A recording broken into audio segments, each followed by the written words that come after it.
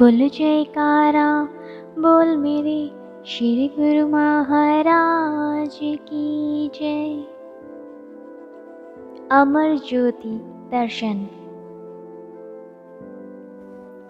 श्री आनंदपुर।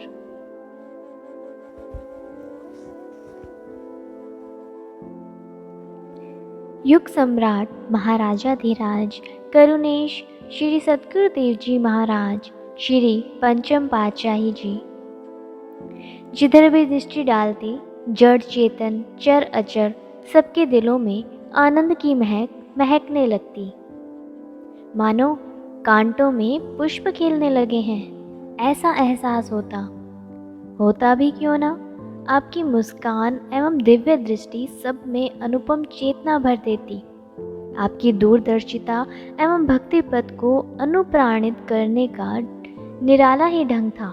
आपकी एक झलक मात्र से आकर्षित हो भारत ही क्या सारी सृष्टि ही श्री आनंदपुर की सेवा करने को लालायित हो उठी। श्री सद्गुरुदेव जी महाराज श्री तृतीय पातशाही जी ने श्री आनंदसर महान तीर्थ को बनाने की धूम मचाई और सेवा के लिए रिद्धियां सिद्धियां और संस्कारी जीवों ने यहाँ स्थान पाया व भक्ति का भरपूर लाभ उठाया। अब श्री आनंदपुर की सेवा भक्ति की ज्योति देश विदेश में प्रकाशित करने के लिए आपने श्री पंचम पातशाही जी ने विराट विकास करने का संकल्प लिया। इसके लिए सब प्रकार से दैवी शक्तियों ने मानव रूप धारण कर आपके श्री चरणों के अनुयायी बनने एवं सेवा के सुअवसर को प्राप्त करने के लिए स्वयं को समर्पित किया। ऐसा लगता था माना सतयुग त्रेता द्वापर के सभी प्रेमी गुरमुख जिनकी प्रभु प्राप्ति की तपस्या में कमी रह गई थी, वे सब समयानुसार अपनी सेवा प्रस्तुत करने आ रहे हैं। हर क्षेत्र में सर्वांगीण विकास होने लगा।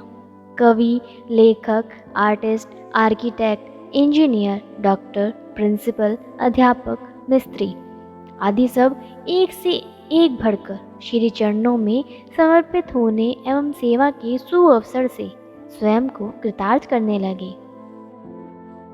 हर पर्व पर सैकड़ों श्रद्धालु गुरमुख सेवा के लिए यहाँ ठहरने लगे। श्री आनंदपुर की उत्तरोत्तर बढ़ती हुई पावन कीर्ति से जिज्ञासु दर्शनार्थी संगतों के लिए निर्मित स्थान कम पड़ने लगे। अभी कंटीली झाड़ियों से संपूर्ण क्षेत्र साफ नहीं हो पाया था। लाल मिट्टी के टीले, उबड़ खाबड़ सड़कें तथा मकान कच्चे थे। पक्के मकान बहुत कम थे। इन सबको विशाल रूप देकर सुरम्य भवन बनाने के लिए आपने सेवा के भंडार खोल दिए। श्री आनंदपुर में वैशाखी श्री भंडारा श्री चतुर्थ पातशाही जी महाराज की पुण्य स्मृति में श्री व्यास पूजा, दीपावली व माघी का पर्व मनाते। श्री प्रयागधाम में दशहरे का पर्व मनाया जाता। कुछ समय पश्चात श्री चतुर्थ पातशाही जी महाराज की पुण्य स्मृति में श्री भंडारा एवं माघी पर्व श्री प्रयागधाम में मनाया जाने लगा। इन पर्वों के बीच के अंतराल में आप श्री संतनगर तथा अन्य स्थानों पर जाकर श्री दर्शन व प्रवचनामृत से जन जन में भक्ति का आलोक भरने लगे। ज्ञान के उदित सूर्य से अज्ञान तिमिर छंटने लगा। भक्ति की अभिलाषी प्रेमी जिज्ञासु भ्रमर बन श्री दर्शन अमृत रस को पीते हुए न अघाते। सबने जीवन में एक नई स्फूर्ति को पाया। श्री आनंदपुर में व्यास पूजा एवं दीपावली का पर्व हर्षोल्लास से मनाया गया। आप पर्वों पर व विशेष अवसरों पर आधा घंटा श्री वचन फरमाते। मुख्यतः उनका संक्षिप्त रूप दिया जाता है। सर्वप्रथम श्री व्यास पूजा के पर्व पर दोपहर 11 बजे श्री दर्शन खुले। गुरु पूजा के लिए विधान अनुसार पूजन किया गया। श्री मस्तक पर महात्मा योगात्मानंद जी ने केसर का तिलक लगाया। हार व पीताम्बर भेंट किए। श्री आरती पूजा का कार्यक्रम हुआ। महात्मा सुखात्मानंद जी ने व्यास गद्दी की व्यास पूजा का महत्व बताया। इस पावन वेला में श्री वचन हुए। संत सत्पुरुषों की शरण संगति और समीपता से जीव को सत्यता का ज्ञान होता है, सच्चाई की परख और पहचान होती है। सत्पुरुषों के उपकार से ही मनुष्य को अपने आप और अपने उद्देश्य का बोध होता है।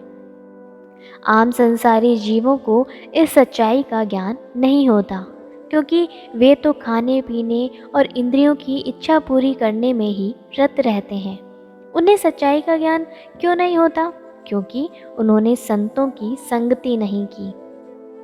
सत्पुरुषों के संग में आकर ज्ञान का जो प्रकाश मिलता है, उस ज्ञान की ज्योति के सहारे मनुष्य अपने आप, अपने अंदर वास्तविकता और सत्यता का अनुभव कर सकता है। ज्ञानेंद्रियों और कर्मेंद्रियों के शक्ति से यह काया देखती, सुनती और अनेक भोगों का रस लेती है। जब जीवात्मा शरीर से निकल जाती है, तब शरीर ये सब काम क्यों नहीं कर सकता? इससे स्पष्ट है कि शरीर के अंदर चेतन सत्ता कोई और है। साधारण लोग इस सत्यता से अपरिचित हैं। वे यथार्थ तत्व को नहीं जानते। इन तथ्यों की जानकारी जीव को सत्संग में मिलती है। यह शरीर ही नहीं, अपितु काया में निवास करने वाली आत्मा है, जो समस्त शक्तियों का केंद्र बिंदु है। उसी केंद्र बिंदु से शक्ति की रश्मियाँ निकलकर शरीर और इंद्रियों के द्वारा सब कार्य चक्र को चला रही हैं। इस प्रबल चेतन सत्ता के अंदर होते हुए भी मानव देह और विलासिता के वश क्यों हो जाता है?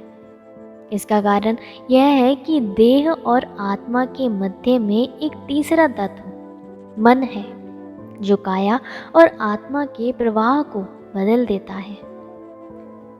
यह मन देह के भोगों का दास बना देता है। परिणाम स्वरूप आत्मा को सुख, दुख, रोग, शोक व कल्पनाओं का शिकार होना पड़ता है और यह नीच योनियों के बंधन में जा पड़ती है। किंतु सत्संग के प्रभाव से यदि मन ईश्वर के प्रेम में मग्न हो जाए, तो यह जीवात्मा नीच योनियों के बंधन से मुक्त होकर मालिक से मिल सकती है। संगति का प्रभाव कभी निष्फल नहीं जाता। संग से मनुष्य के विचार, कर्म और वचन बदल जाते हैं। सत्पुरुषों की संगति से मनुष्य कुछ और ही हो जाता है। उसकी काया ही पलट जाती है। मानव जीवन का असली लक्ष्य पूर्ण हो जाता है। विद्वानों ने कहा है, इल्म कहते ही नहीं अल्फाज की पहचान को। इल्म वह है जो बताए जिंदगी की शान को। यथार्थ ज्ञान वही है जो अक्षरों के ज्ञान तक सीमित न रहे, अपितु मनुष्य में जीवन के पौष्टिक तत्वों का ज्ञान कराए। संपूर्ण विद्याओं का निष्कर्ष यही है कि ए मानव, तू यह जान ले कि मैं कौन हूँ और मैंने अंतिम समय के लिए कौन सा सामान संचित किया है। सभी शास्त्रों, ग्रंथों और पुस्तकों का सार यही है कि मनुष्य अपने अस्तित्व को पहचाने और अपने वास्तविक कार्य में जुट जाए। जब तक अपने आप की परख नहीं, जीव तब तक धोखे में पड़ा हुआ है। जब वास्तविकता का बोध हो जाता है, तो असल और नकल का पर्दा हट जाता है। संसारी पुरुष प्राय वास्तविकता से अनभिज्ञ रहता है। मानुष देह जो प्राप्त हुई है, यह आत्मा के आधार पर काम करती है। इस आत्मा से मुक्ति का काम करना है। आत्मा स्वामी है और देह दासी है। परंतु भ्रम में पड़कर मनुष्य ने शरीर को स्वामी बना रखा है और आत्मा को दास। इस उल्टे काम का परिणाम भी उल्टा ही निकलेगा, अर्थात दुखों से छुटकारा पाने की जगह जीव दुखों में घिरता जाएगा। संसार के धंधों में भी देखा जाए तो जब कोई मनुष्य किसी को नौकर रखता है तो नौकर ही स्वामी की सेवा में लगता है और उसे सब प्रकार से सुख सुविधा देता है। परंतु मन ने सारा क्रम ही उल्टा कर रखा है, अर्थात आत्मा को शरीर के विषयों के अधीन कर दिया है। इस दशा में आत्मा दासत्व से कैसे छूट पाएगी? जब से यह सृष्टि बनी है, क्या कोई एक उदाहरण भी दृष्टिगोचर हुआ है कि संसार की धन संपदा ने किसी का साथ दिया हो? नहीं, ऐसा कोई उदाहरण नहीं है। परंतु जिन्होंने अपनी आत्मा का साक्षात्कार कर लिया, उन्होंने आत्मा के साथ नाता जोड़कर शाश्वत सुख शांति को पाकर जीवन को मधुमय बना लिया। वे जगत में अमर हो गए। इतिहास में ऐसे कितने ही उदाहरण मिलते हैं जिन्होंने सत्संग के प्रभाव से सत्यता को समझा और उच्चतम पदों को प्राप्त किया। शबरी, रविदास जी, भक्त सदना, धन्ना जाट व कई भक्तों के नाम इतिहास में अमर हैं। जिन पर सत्पुरुषों की कृपा हो जाती है, उन्हें सतपथ की पहचान हो जाती है और वे असत से पीठ मोड़कर सत की ओर पग बढ़ाते हैं तो उनका जीवन बदल जाता है। वे सदा सच्चाई का सौदा और सच का व्यापार करते हैं। वे भूलकर भी माया के धोखे का शिकार नहीं होते। जब जीव को आत्मा का बोध हो जाता है तो उसे अनुभूति होती है कि वे कितने बड़े धोखे में फंसा हुआ था। फिर वह आत्मा के कल्याण में प्राणपन से सचेष्ट हो जाता है। दीपावली के पर्व पर खुला स्थान होने के कारण सर्दी अधिक थी। श्री आनंदपुर में मानव संगत की बाढ़ आ गई। महाप्रभु जी ने टेंट लगवा दिए। प्रत्येक टेंट में 3 फुट गहरे गड्ढे खुदवाकर उनमें मोटे मोटे वृक्षों के तने की लकड़ी सुलगा दी ताकि आग गड्ढे के अंदर जलकर टेंट को गर्म बनाए रखे और बाहर चिंगारियां निकलकर टेंट को न जला सकें। कमरों में रहने वाली संगतें भी टेंटों में रहने की इच्छुक बनने लगी। सब गुरुमुख इतने प्रसन्न थे कि श्री गुरु महाराज जी माता पिता से अधिक हित चिंता करते हैं। सब श्री सद्गुरुदेव जी महाराज जी की महिमा व गुणगान करने लगे। दीपावली पर्व के दिन श्री दर्शन खुले, मोमबत्तियां बांटी गई। सबने जगमग करती हुई मोमबत्तियों से हॉल में जगमगाहट कर दी। आपने श्री वचन फरमाए, आज दीपावली का शुभ त्योहार है। दीपावली की रात अंधेरी रात होती है। महापुरुष इस अंधेरी रात में भक्ति की रोशनी करते हैं। गुरुमुख जन उस भक्ति की रोशनी को अपने दिल में बसाते हैं और अपना जीवन सफल बना लेते हैं। यही सच्ची दिवाली है। संसारी लोग भी दिवाली मनाते हैं।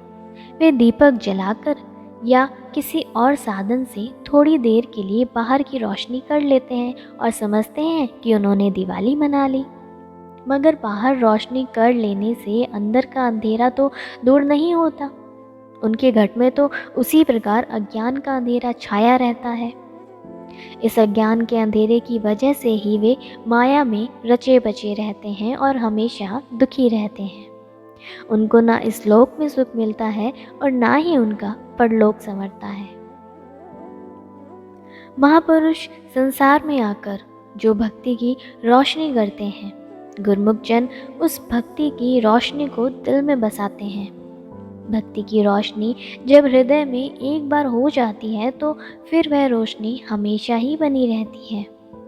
बाहर की रोशनी तो कुछ देर बाद बुझ जाती है, मगर भक्ति की रोशनी कभी नहीं बुझती। वह हमेशा जगमगाती रहती है, क्योंकि भक्ति प्रकाश रूप है। जैसे कहा गया है, चौपाई, राम भक्ति चिंतामणि सुंदर, बसई गरुड़ जाके उर अंतर, परम प्रकाश रूप दिन राति, नहीं कछु चाहिए दिया घृत पाती। श्री रामचरितमानस। अर्थात यह भक्ति प्रकाश रूप है और हमेशा जगमगाती रहती है। जैसे चिंतामणि हमेशा जगमगाती रहती है। यह भक्ति रूपी चिंतामणि दिए, घी और बत्ती की मोहताज नहीं है।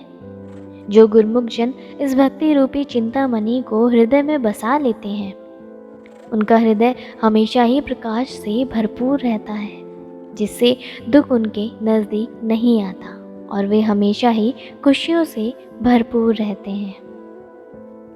क्रमशः बोलो जयकारा, बोल मेरे श्री गुरु महाराज की जय।